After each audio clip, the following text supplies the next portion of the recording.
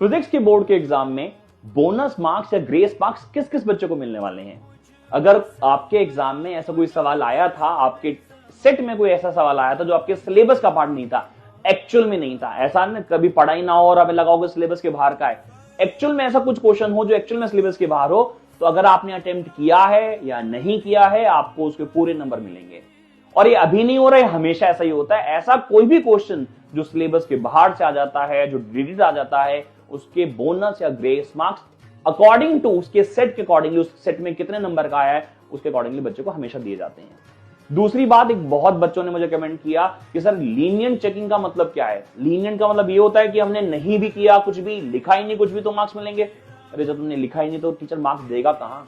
Leniency का मतलब होता है कि मान लीजिए कोई न्यूमेरिकल आया, उसमें आपको थोड़ा थोड़ा फॉर्मूला याद आ रहा है, कुछ रिलेटेड कॉन्सेप्ट याद आ रहा है, कुछ गिवन आपने लिख दिया है, तो 3 में से हो सकता है टीचर 1 नंबर देके चला जाए आपको।